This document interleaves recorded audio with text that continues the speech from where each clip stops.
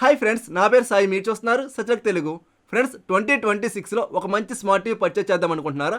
అయితే నేను ఇప్పుడు చెప్పేటువంటి ఇంపార్టెంట్ మిస్టేక్స్ అయితే అవాయిడ్ చేయండి.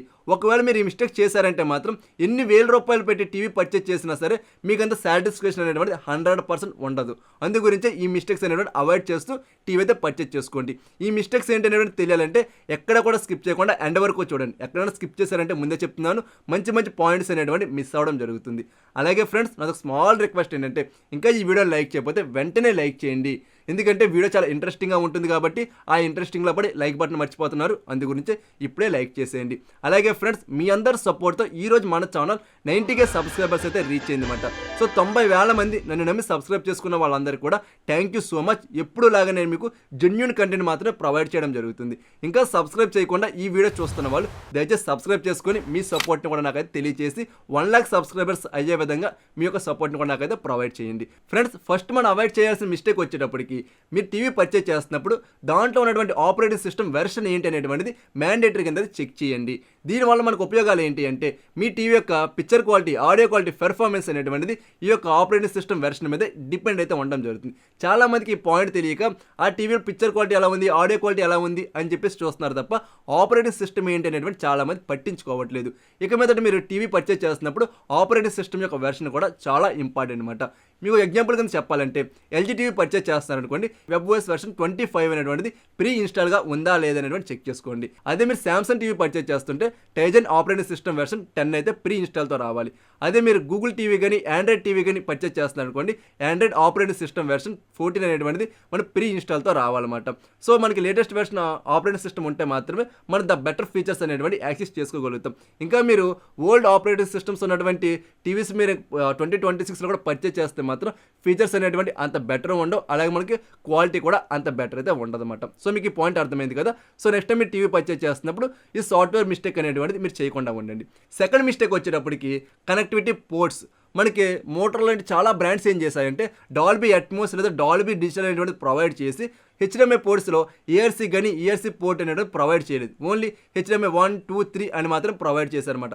చాలామంది ఏం చేశారంటే ఈ యొక్క వెర్షన్స్ అనేటువంటి చూడకుండా డాల్బీ అట్మోస్ ఉంది కదని చెప్పి పర్చేస్ చేయడము, దానికి సంబంధించినటువంటి సౌండ్ బార్ కూడా పర్చేస్ చేసుకోవడం, ఆఫ్టర్ ఏంటంటే సౌండ్ క్వాలిటీ రావట్లేదు అని బాధపడడం. ఈ విధంగా 2025లో మోటార్ అనే కాదు చాలా బ్రాండ్స్ అయితే చీటింగ్ చేశాయని చెప్పుకోవచ్చు. సో 2026లో కూడా మీరు ఆ చీటింగ్ బారిని పడకూడదు అనుకుంటే ఖచ్చితంగా మీరేం చేయాలంటే హెచ్డిఎంఐ పోర్ట్స్ ఏఆర్సీ కానీ ఈఆర్సీ పోర్ట్ ఉందా లేదనేటువంటిది మ్యాండేటరీ కింద చెక్ చేయండి. దీంతో పాటు ఏం చేస్తారంటే మీరు తక్కువ బడ్జెట్లో టీవీ పర్చేజ్ చేస్తున్నారనుకోండి, హెచ్డిఎంఐ వెర్షన్ 2.0తో ఒక పోర్ట్ అనేటువంటి మ్యాండేటరీగా ఉండాలి. ఒకవేళ మీరు ఎక్కువ రేట్ టీవీస్ పర్చేజ్ చేస్తున్నారనుకోండి, హెచ్డిఎంఐ వెర్షన్ 2.1తో ఒక పోర్ట్ అనేటువంటి మ్యాండేటరీ కింద అయితే ఉండేలా చూసుకోండి. అలాగే మనం యూఎస్బీ వచ్చినప్పటికీ తక్కువ బడ్జెట్లో పర్చేజ్ చేస్తున్నప్పుడు కనీసం మనకి 2.2 అన్నా సరే ఉండాలన్నమాట. అదే మీరు ఎక్కువ బడ్జెట్లో పర్చేజ్ చేస్తున్నప్పుడు కనీసం మనకి 3.0 అనేటువంటి మ్యాండేటరీ కింద ఉండేలాగా యూఎస్బీ కూడా చెక్ చేసుకోండి. అలా మనం బ్లూటూత్ వెర్షన్ వచ్చేటప్పటికి మీరు తక్కువ బడ్జెట్ ఉంటే ఎక్కువ బడ్జెట్ ఏది పర్చేజ్ చేసినా సరే బ్లూటూత్ వెర్షన్ 5.3 అనేటువంటిది కన్ఫర్మ్గా ఉందా లేదనేది చెక్ చేసుకోండి. అలా వైఫై వచ్చేటప్పటికి మీరు ఎక్కువ రేంజ్ టీవీస్ పర్చేజ్ చేస్తున్నప్పుడు వైఫై వెర్షన్ 6 అనేటువంటి మ్యాండేటరీ కింద ఉండాలన్నమాట. లైక్ మీరు LG, Sony, Samsung TVs purchase చేస్తుంటే వైఫై వెర్షన్ 6 అనేటువంటిది అక్కడ ఉండాలి. అలా కాకుండా మీరు తక్కువ రేంజ్ టీవీస్ అయినా పర్చేజ్ చేస్తున్నారనుకోండి, అంటే మన తక్కువ బడ్జెట్లో వచ్చేటువంటి టీవీస్ మాట అవి ఏమన్నా కావచ్చు, అక్కడ మనకి వైఫై వెర్షన్ 5 అనేటువంటి మ్యాండేటరీ కింద ఉండే విధంగా మీరైతే చూసుకోండి. ఈ విధంగా కనెక్టివిటీ పోర్ట్స్ అన్ని కూడా మీరు చెక్ చేసుకున్నాక మాత్రమే ఆ టీవీ అయితే పర్చేజ్ చేసుకోండి. నెక్స్ట్ మనకి థర్డ్ మిస్టేక్ వచ్చేటప్పటికి రిఫ్రెష్ రేట్ మాట.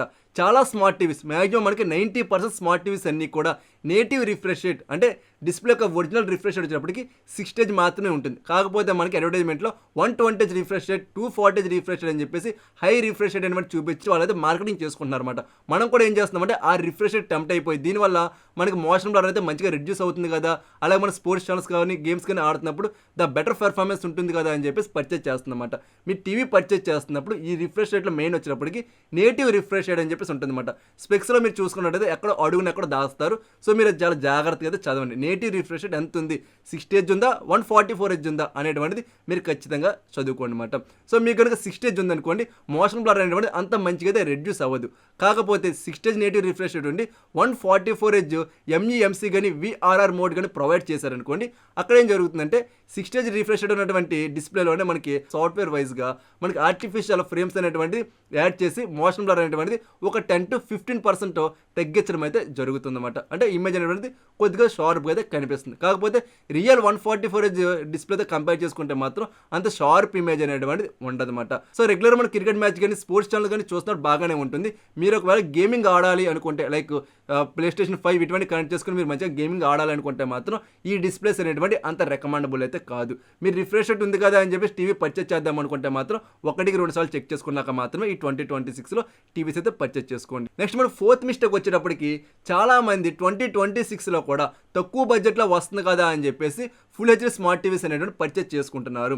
సో ఈ మిస్టేక్ అయితే ఖచ్చితంగా అవాయిడ్ చేయడం బెటర్. ఎందుకంటే మనకు ఆల్రెడీ రెజల్యూషన్ అనేటువంటి పెరిగిపోయినాయి. మనకి యూట్యూబ్లో కావచ్చు, ఓటీటీ యాప్స్లో కావచ్చు, అన్నింటిలోని కూడా 4K 8K రెజల్యూషన్స్ అనేటువంటి వచ్చినాయి అన్నమాట. ఈ 2026లో మనం 8K అనేటువంటిది ఎక్కువగా అయితే వింటూ ఉంటాం. 4K అనేటువంటిది కూడా మనకి అది 1080p రేంజ్లోకి వచ్చేసింది. ఇంకా మీరు 1080p టీవీస్ పర్చేస్ చేసుకుంటామంటే మాత్రం అంత వాల్యూ ఫర్ మనీ టీవీస్ అయితే అవ్వవు. ఒకవేళ మీరు కనుక 5 స్టిక్ లాంటిది కనెక్ట్ చేసుకొని 4Kలోకి అప్స్కేల్ చేసుకుందాం అనుకున్నా సరే మీకు విర్చువల్గా అయినా 4Kకి అప్స్కేలింగ్ అవుతుంది తప్ప మనకి డిస్ప్లే వైజ్ ఏంటంటే 1080p వీడియో మాత్రం ప్లే చేయడం జరుగుతుంది అనమాట. ఇటువంటి సిలీ ట్రిక్స్ అనేటువంటి ప్లే చేయకుండా అయితే ఇది ఒక 3,000-4,000 రూపాయలు అదనంగా పెట్టుకుని 4K QLED స్మార్ట్ టీవీస్ మాత్రం పర్చేస్ చేసుకోండి. నెక్స్ట్ మనకి ఫిఫ్త్ మిస్టేక్ వచ్చినప్పటికీ HDR. చాలా టీవీస్లో ఏంటంటే హెచ్డిఆర్ లేదా HD10 అనేటువంటిది ప్రొవైడ్ చేస్తూ సేల్ చేస్తూ ఉంటారు అనమాట. ఇక మీదట మీరు ఈ టీవీస్ అయితే పర్చేస్ చేయకండి.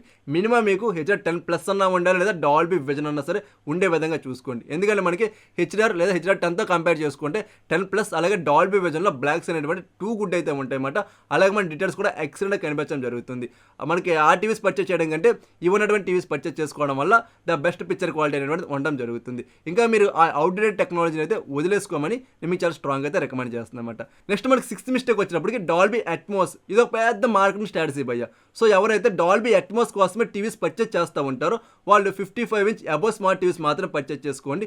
అంతే తప్ప 40 ఇంచ్ స్మార్ట్ టీవీ అయితే డాల్బీ అట్మాస్ కోసం పర్చేస్ చేయకండి. ఎందుకు ఇలా చెప్తున్నానంటే డాల్బీ అట్మాస్ వచ్చినప్పటికీ ఒక 1000 మంది పర్చేస్ చేస్తే ఒక్కళ్ళు మాత్రమే ట్రూ డాల్బీ అట్మాస్ ఫీల్ అనేటువంటిది ఎక్స్పీరియన్స్ చేయడం జరుగుతుంది. మిగతా వాళ్ళంతా కూడా విఆర్ డాల్బీ అట్మాస్ అనేటువంటిది రావడం జరుగుతుంది.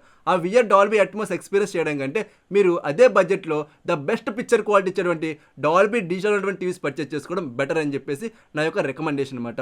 సో ఇక ఆఫ్టర్ మీ ఇష్టం అన్నమాట. మాకు డాల్బీ అట్మాస్ కోసం ఎక్కువ డబ్బులు పెట్టుకుంటాం అనుకుంటే పెట్టుకోండి.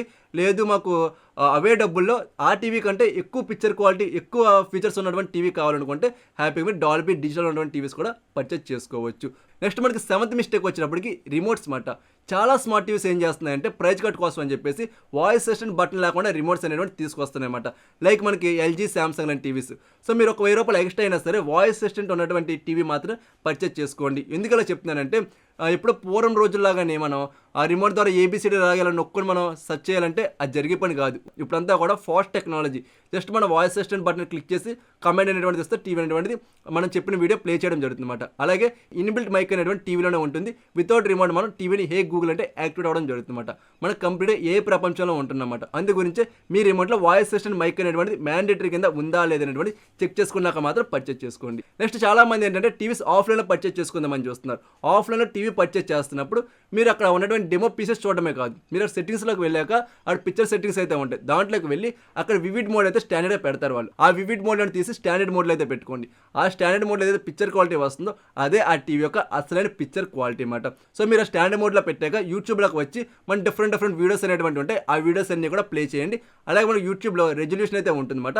అక్కడ మీరు 144 దగ్గర నుండి 4K వరకు మీరు ప్రతి రెజల్యూషన్ కూడా చెక్ చేసుకుంటా మీరు ఆ రెజల్యూషన్ అనేది చేంజ్ చేసుకుంటా ఉండండి. మీకు కంప్లీట్ ఇన్ఫర్మేషన్ అనేటువంటిది ఆ టీవీ డిస్ప్లే గురించి రావడం జరుగుతుందన్నమాట.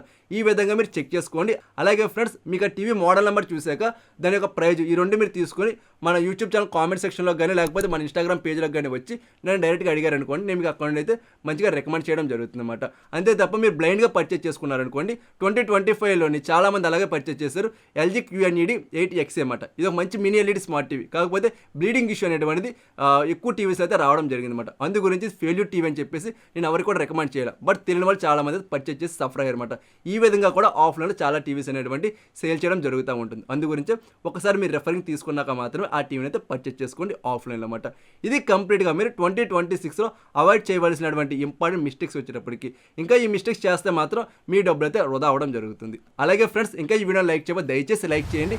అలాగే మీరు మన ఛానల్ సబ్స్క్రైబ్ చేసుకోకపోతే వెంటనే సబ్స్క్రైబ్ చేసుకుని పక్కన కనిపిస్తున్న బెల్ సింబల్ కూడా యాక్టివేట్ చేసుకోండి. సో మరొక మంచి వీడియోతో నేను మీ ముందుకు వస్తా. అందరూ చూస్తూనే ఉండండి సచ్చడక్ తెలుగు.